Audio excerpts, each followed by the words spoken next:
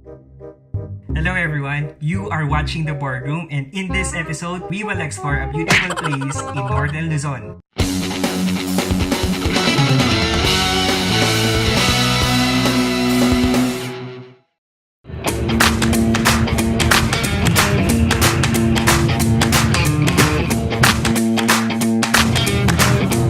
At dahil ito ang una kong episode, dadalhin ko kayo sa isang lugar na may kalayuan pero napakalapit sa puso ko. At ito ay ang Baguio. Isa ang Baguio sa mga top destinations sa Luzon na kilala bilang Summer Capital of the Philippines. Tinawag itong Summer Capital of the Philippines dahil sa taglay nitong malamig na klima all year round. Bukod sa napaka-cool nitong weather, kilala din ang Baguio sa mga mura nitong gulay, tourist spots, at ultimate foodie destinations. Mula Pasay City, the travel time takes about 5 to 6 hours to reach Baguio. Of course, depende pa rin sa traffic at kung saan dadaan ang sasakyan nyo. Mas mabilis kung dadaan kayo sa SCTEX at TPLEX, which will shorten your travel time by at least 4 hours. For this trip, nag-commute kami using Victory Liner Bus. The fare for a regular aircon bus is 455 pesos per passenger per way.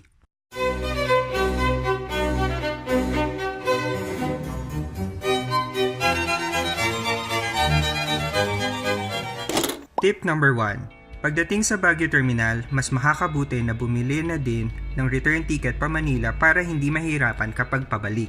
Kadalasan, 1 p.m. or 2 p.m. ang kinukuha naming trip to arrive in Manila nang hindi masyadong late. Tip number 2. Maaaring puntahan ang inyong tutuluyan as some accommodations do allow early check-in. If not, pwede kayong makiusap na iwan ang inyong gamit para makapagsimula na kayong maggala nang walang masyadong binibitbit.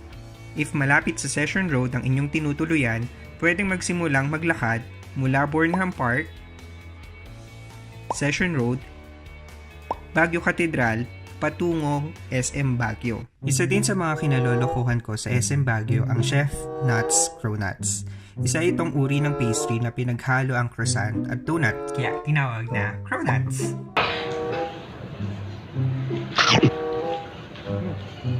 It's 45 pesos, pero when you buy 6 pieces in a box, parang you save 40 pesos.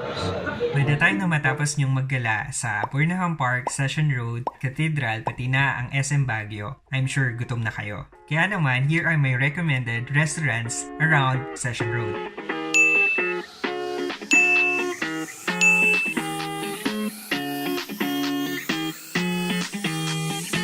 Pagkatapos mag-lunch, pwede na kayong pumunta sa inyong accommodations para mag-check-in o kaya naman magpahinga kaunti.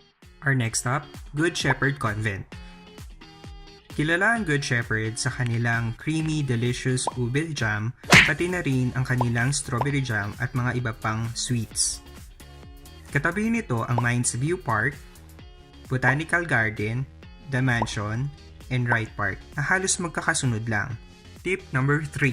Pagdating ng hapon, pwedeng pumunta sa Camp John Hay for an afternoon tea or coffee while enjoying the fresh air and verdant view of fine trees. Pwede ding mag-walk around the area for the usual Instagram photo ops para sakto din sa golden hour.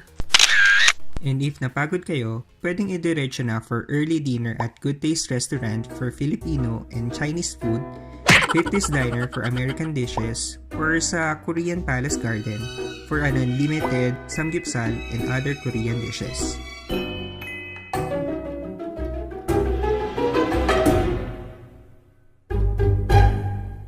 Day 2, pwedeng pumunta sa La Trinidad for strawberry picking, Bencab Museum for Arts and Gallery, o kaya naman sa Sitio La Presa for the Sea of Clouds experience. May kalayuan ang mga lugar na to, kaya naman going and exploring these places will consume at least half of your day. Maaari nga din mag-lunch dito para tipid sa oras, then proceed with the other tourist spots na hindi nyo pa napupuntahan in the afternoon.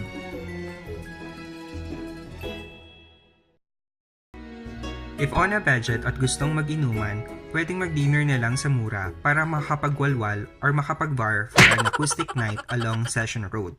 Pwede din pumunta sa night market in Harrison Road na nasa tabi lang ng Melvin Jones Grandstand for ukay-ukay finds and other street foods.